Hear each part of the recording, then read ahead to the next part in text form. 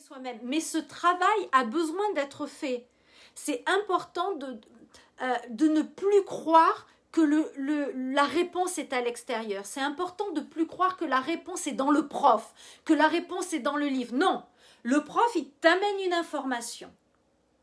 Après, c'est tout. Il t'amène une information, il va sans doute t'aider, enfin si c'est moi par exemple, je vais t'aider à en faire l'expérience dans ton corps, hein, tout simplement parce que j'en ai fait l'expérience dans mon corps, donc je sens quand tu le fais ou tu le fais pas, et on va trouver ensemble ton chemin avec ton labyrinthe unique intérieur, et de là, quand on aura fait l'expérience, tu vas pouvoir commencer à faire confiance à tes sensations, à ton corps et à ta communication entre le corps et le mental, et tu prends le relais.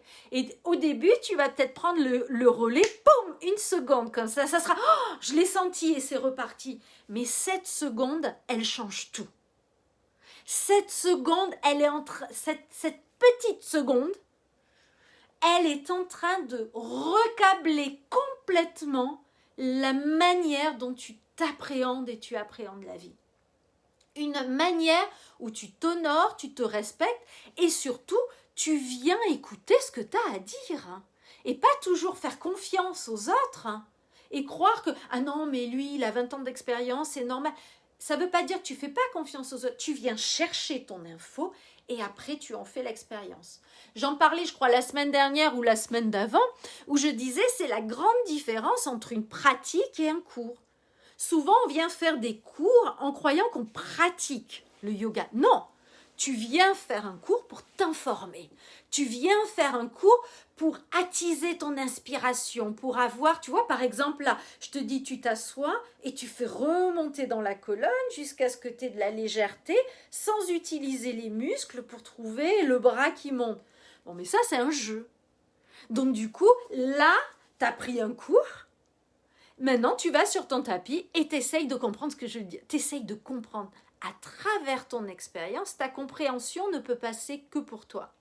Si tu veux que ta connaissance se transforme en savoir, il faut qu'il passe par la colonne vertébrale. Il n'y a pas de secret. C'est ta conscience. C'est là où le système nerveux vient se brancher. C'est ce qui te tient debout. C'est ce qui te permet de jouer. C'est ce qui te permet de vivre. Donc tu commences toujours par ta colonne vertébrale et tu finis toujours par ta colonne vertébrale. Et de là se révèlent les autres piliers. Pour révéler ta colonne vertébrale, tu as besoin de la gravité, de la lévité, de ces deux énergies, et ça va libérer ta respiration. Voilà. Donc, si tu veux avancer, tu t'amuses avec ces piliers, et pour moi, c'est un arbre super, hein. Et oui, ça a du sens avec les racines, le tronc qui est ta colonne vertébrale, qui va libérer la respiration à travers les branches. C'est vrai, c'est une très belle image. Tout à fait. Tout à fait. Donc on parle des bras, mais ça va être pareil avec les jambes. Le mouvement vient vraiment de cette exploration et non pas de cette impatience non pas de cette impatience de vouloir faire le mouvement. Je veux y arriver maintenant au prix de ma colonne vertébrale ou de ma respiration. Si vous commencez à être en apnée, vous n'êtes plus en connexion avec la vie. C'est fini. La respiration, c'est la seule chose qui est, qu'elle soit à travers votre peau ou à travers les narines, c'est ce qui vous met en communication avec le monde, avec l'énergie universelle. Dès que tu arrêtes de respirer, tu es sur tes pompes, tu es sur tes batteries. D'accord ? Tu veux jamais réellement être sur tes batteries. Tu veux toujours avoir tes batteries pleines et avoir encore plus d'énergie pour apprécier le monde et faire tout ce que tu as envie. D'accord ? Est-ce qu'il y a une autre question ? J'espère que j'ai répondu à cette question. S'il y a des profs de yoga, n'hésitez pas à me dire si j'ai bien répondu à la question. Dans les commentaires maintenant ou plus tard si vous regardez en replay, bien sûr. Et si vous avez, je ne sais pas, une autre question, j'en ai d'autres. J'en ai plein à l'appel. Bon, mais je vais continuer. Prenez votre temps. De toute façon, je vais commencer à continuer à parler. Et puis, vous me direz, je continue à lire. Là, là, voilà, je vais continuer sur ce que je disais sur l'empressement. On a vraiment, toute notre vie, on nous empresse à toujours avoir à savoir les choses pratiquement avant de les vivre. Hein. On a toujours l'impression, cette peur de ne pas savoir, cette peur que si demain on ne sait pas à l'école et qu'on doit passer au tableau, on va se faire gronder, on va être humilié. On est vraiment dans une culture de la honte de celui qui ne sait pas. Et on n'est pas la seule culture. Tu vas en Inde, non mais c'est incroyable. Ils ne te diront jamais qu'ils ne savent pas. Mais moi, ça m'a fait marcher des kilomètres et des kilomètres. Tu demandes, est-ce que tu sais où il y a un café pour trouver Internet? Oui. Ils te disent oui. Bon, ils font oui, mais il y a différentes manières de la tête pour dire oui. Et ils te disent oui, oui. Et ils te donnent même une direction. Ils te disent, va ici sur 3 kilomètres et là. Et tu y vas, il n'y en a pas. Mais c'est impossible pour eux de dire je ne sais pas. Et c'est vraiment intégré dans la culture. Si tu trouves quelqu'un qui dit vraiment je ne sais pas, peut-être que ça commence à changer. Mais alors dis-moi, parce que j'ai parlé à plein de gens qui ont été dans la même situation que moi, où ils se sont retrouvés à tracer et à pas trouver l'endroit qu'ils voulaient.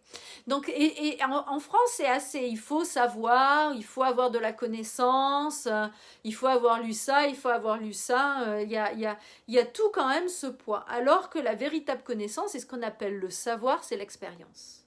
D'accord? Donc une connaissance ne te devient utile que si tu en fais l'expérience. Et pour ça, ça prend du temps. Et cette approche du yoga, même si elle est dynamique de l'intérieur, elle va te demander du temps.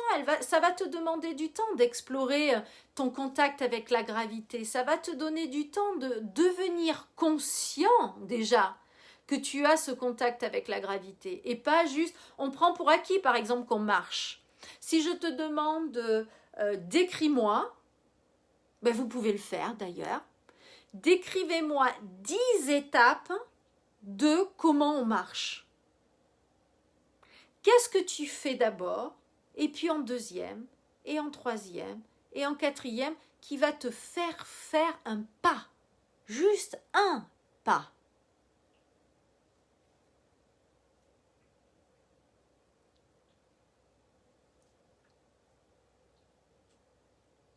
C'est quoi la première chose que tu fais quand tu fais un pas? Ça va sans doute être différent pour différentes personnes parce que on ne se pose pas ces questions. On ne se pose plus ces questions. On prend les choses pour acquises. Et quand on prend les choses pour acquises, on n'est définitivement plus sur le chemin du yoga. Puisque le chemin du yoga, c'est avoir son attention, c'est ce qu'on appelle aussi la pleine conscience. C'est-à-dire avoir son attention à chaque instant de la pratique. Donc quand tu commences une posture, quand tu commences à l'intention d'une posture, tu veux être présent avec ce qui se passe. Je lève ma jambe, par exemple. Par exemple. Mais tu vois, par exemple, pour lever ta jambe, moi, avant de lever ma jambe, il va falloir que je repose l'autre sur le sol. Parce que si je n'ai pas cet ancrage dans la gravité, même tout petit, ça va être très très dur de lever cette jambe. Donc il va y avoir d'abord une repose du poids avant de pouvoir avoir cette légèreté. Et si je vais dans le détail, il va d'abord y avoir mon pied qui s'est préparé à trouver le sol pour que le poids de ma colonne vertébrale puisse descendre le long de la jambe et se reposer dans le centre de la terre pour que je puisse accueillir à travers mon pied, ma jambe, à travers mon genou et ma hanche et ma colonne vertébrale cette légèreté qui va permettre de lever la jambe. Donc tu vois, ça c'est une super méditation que tu peux faire. C'est vraiment juste faire ça. Et tu le fais une fois et tu essayes de voir, mais qu'est-ce qu'il y a avant? Qu'est-ce qu'il y a avant? Qu'est-ce qu'il y a avant? Et tu vois que des fois, sur quelque chose que tu décrirais en 2 ou 3 étapes, tu peux arriver à 20, 25, 30 étapes. Et là, tu commences à vraiment taper, je dirais, ou contacter cette écoute subtile à l'intérieur de toi qui fait que plus tu vas aller dans le détail, plus tu vas avoir accès à ces sensations. Et plus tu vas avoir accès à ces sensations, plus tu vas avoir accès et l'activation, puisqu'il va falloir que tu aies un pied qui puisse, tu vois, aller chercher l'énergie pour pouvoir le faire passer dans la colonne et délier les choses. Au lieu de juste prendre un pied, le tirer et puis aller faire ça. Super, ça va sans doute t'étirer les jambes, tu auras toujours quelque chose, tu auras une relâche d'énergie qui fait que je me suis stretchée. Mais en aucun cas, ça va changer ta manière d'approcher les choses. Ça ne va pas amener cette activation et cette tonicité qui, en même temps, va amener cette plénitude mentale. Quand tu prends juste ton pied et que tu le tires à ta tête, le mental, il a juste envie de faire plus. Il n'est pas du tout posé dans le corps parce que tu l'as fait de l'extérieur. C'est le mental qui t'a dit, allez, fais ça, fais ça. Mais il n'y a pas eu le truc. Et si d'abord on se posait sur la terre ? Et si on allait dans la colonne pour trouver, tu vois, j'ai pas besoin de tirer mon pied, j'ai pas besoin de tirer mon pied pour qu'il monte, j'ai pas besoin, et j'ai pas besoin d'aller en arrière non plus pour qu'il monte, parce que là c'est juste se balancer, c'est pas monter la jambe, mais je vais dans le sol, et du sol, je fais remonter les énergies. Et là, je peux te dire que c'est tonique. Mes muscles, mes articulations sont complètement ouvertes, du coup je ne me fais pas mal aux genoux, je ne me fais pas mal aux hanches, je ne me fais pas mal aux chevilles, ni au cou, ici, tout est ouvert, ma respiration est complètement, tu ne m'as pas vu essouffler, ni rien, ma respiration est libre, malgré que tu peux avoir une respiration libre et quand même respirer fort, parce que quand tu fais des postures quand même très, qui demandent beaucoup d'énergie, tu auras besoin quand même de beaucoup d'énergie. Et en même temps, du coup, j'ai cette tonicité, ma respiration est libre et mon mental est complètement... Il y a cette plénitude qui rentre. Ça, c'est une asanas. Ça, c'est être sur le chemin du yoga, pour moi. Et je préfère être juste à chercher, juste être là, à chercher, mais de quoi elle parle? D'être sur la gravité et de faire monter et après de faire passer dans la jambe. Je préfère juste que tu sentes juste, ah ouais, ça monte là. Pas ça monte là, mais juste, ah ouais, ça monte là. Ah ouais, ça monte. Je préfère que tu restes juste là et que tu t'amuses à commencer à sentir un peu cette tonicité, que tu sois là, pop, avec la tête là, que ça tire. Et au bout d'un moment, ça ne tirera plus. Donc tu crois que tu es souple. De toute façon, tu es souple. Le corps est souple. On ne devient pas souple, on est né souple. On a l'impression de perdre sa souplesse parce qu'on a des idées qui nous empêchent d'être souple. Toutes nos idées sur le corps, tout sur comment on doit faire une posture, c'est ça qui limite le corps et qui rigidifie le corps. Mais c'est pas le corps qui se... Ah super, le bassin s'est débloqué, voilà, donc c'est bien. Tu vois, parce que le bassin, parce qu'on est tellement assise. Donc, quand tu t'assois sur l'articulation, quand tu t'assois, si tu viens toujours, tu vois, t'asseoir sur l'articulation, dire que si tu commences à remonter, tu as cette aisance. Et tu peux t'asseoir et remonter en même temps. Tu as cette aisance dans les jambes qui vont faire que, en plus, tu vas avoir de la légèreté dans les bras. Par contre, c'est pas parce que je parle d'aisance, de détente dans les muscles et tout ça, que je parle de mollesse. Au contraire, ton corps va commencer à être 2 fois ou 3 fois plus tonique, mais tu ne seras pas à presser avec les articulations. Tu vas tonifier le muscle à travers le muscle. On ne parle pas de contraction, on parle d'activation où la gravité et la lévité se rencontrent et du coup, les articulations, elles sont libres. Et c'est là où la jambe et le bras marchent. C'est là où la colonne vertébrale peut prendre son espace. Donc, on ne tord pas la colonne vertébrale, on ne twiste pas la colonne vertébrale. On la fait tourner ensemble. D'accord ? Donc, pour ça, c'est important de vous donner du temps. Moi, ça m'a pris des années pour retravailler avec la gravité. Ça faisait déjà... Je crois 9 ans que je pratiquais, ça fait 12 ans que je pratique de cette manière-là. Et j'étais déjà prof. Et ça a changé complètement mon monde, en fait, puisque j'étais d'une manière où j'étais à propos de faire des pratiques, des postures de plus en plus compliquées. Et ça ne veut pas dire que bien sûr tu veux faire des postures compliquées. Pourquoi? Parce qu'elles sont fun, parce qu'elles sont drôles. Et ça attise la curiosité, et ça t'oblige de construire des nouveaux jeux, et ça donne un but. Et donc elles sont super. Et puis c'est quand même... c'est quand même le chemin du yoga. Je trouve que c'est un chemin d'initiatique extrêmement humoristique. On se met sur un tapis, on se met dans des positions pas possibles. Moi, je trouve que c'est la chose la plus belle. Tous les matins, je suis là. Mais quelle chance j'ai de me retrouver et aller à me dandiner sur un tapis. Et en plus, j'y trouve et conscience et tonicité dans mon corps. Non mais je trouve que c'est un chemin initiatique qui est extraordinaire, qui demande bien sûr de la discipline. Hein. Comme tout, tu joues pas du piano, tu vas pas jouer du Chopin le premier jour. Hein. Et tu vas pas jouer du Chopin si tu joues une fois par mois, hein. Ça c'est sûr. Donc le plaisir de la pratique vient aussi en pratiquant. Mais c'est pas en faisant plus de postures et en faisant des positions très dures. J'ai des élèves qui ont beaucoup des problèmes de colonne vertébrale, des problèmes de bassin. J'ai des gens qui viennent après des accidents, puisque je travaille surtout en cours individuel. Donc, c'est des gens qui ont mal, c'est des fois qui ont tout essayé, hein, et qui n'y arrivent pas, qui ont des épaules gelées, des dos bloqués. Enfin, vous connaissez, je suis sûre. Hein. Moi, j'ai 2 discopathies dans le dos, donc je connais. Et on travaille avec ça. Et des fois, ça se débloque rapidement, mais ce qu'on veut, c'est l'amener dans toutes les postures. Donc, il faut se donner du temps, il faut se donner aussi de la valeur. Et de se dire que mon corps, il est précieux et que ce temps que je vais donner à l'écouter, à reconnecter, je vais réapprendre ce langage de la sensation et à voir comment est-ce que je peux l'utiliser. C'est que pour moi. C'est que pour moi et ainsi je me connais un peu plus. Quand tu vois, regarde Patricia, quand tu me dis waouh, mon bassin il est bloqué, mais c'est incroyable comme réalisation. Tu viens de découvrir une partie de ton corps, tu viens de découvrir un bassin débloqué. Mais qu'est-ce qu'il y a de plus beau? Je me rappelle un élève qui était venu quand je faisais il y a une époque, je faisais des retraites en Inde, donc j'amenais les gens à Goa.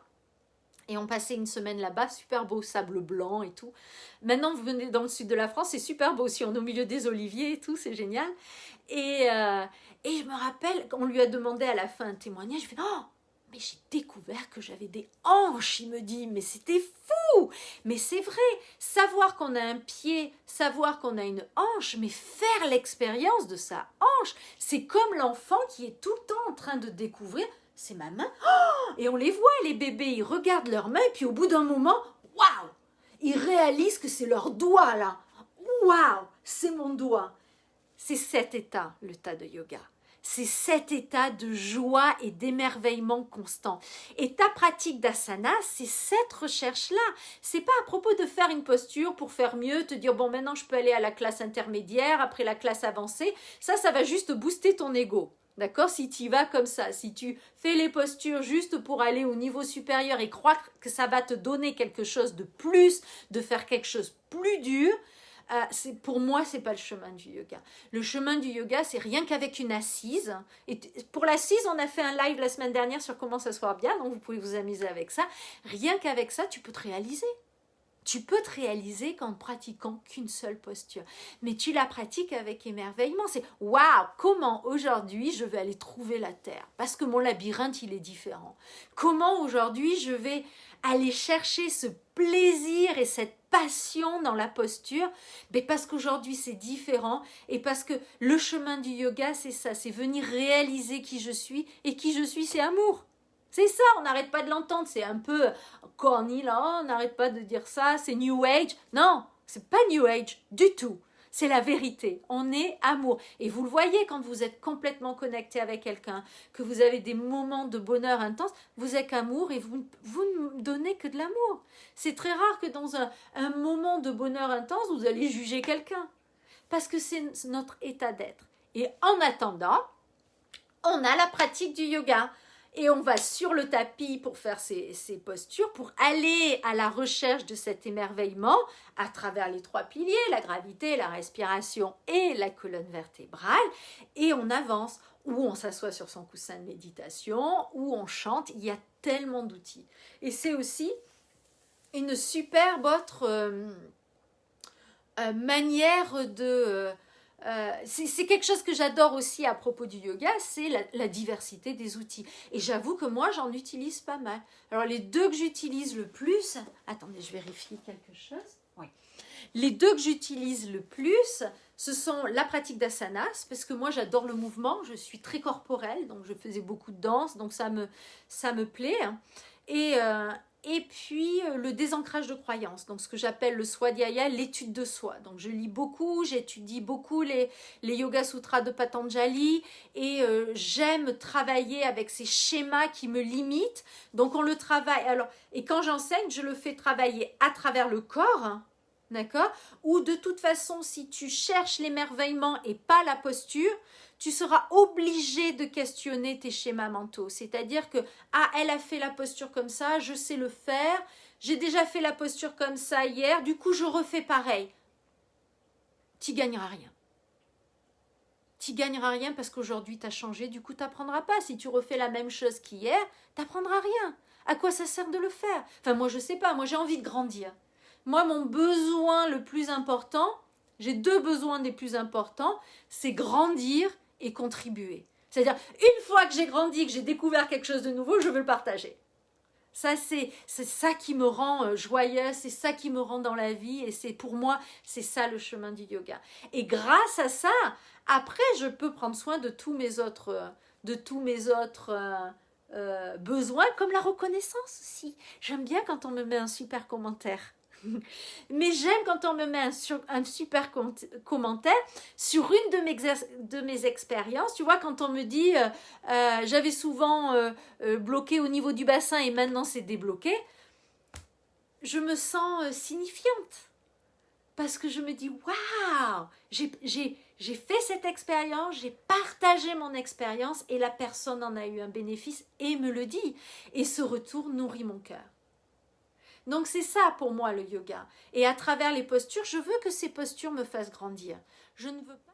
Om Shanti Shanti Shanti.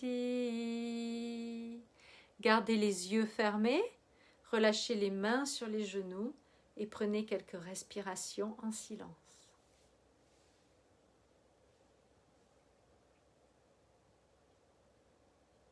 Namasté. Merci. Je vous souhaite de superbes fêtes. Je vous souhaite un joyeux Noël.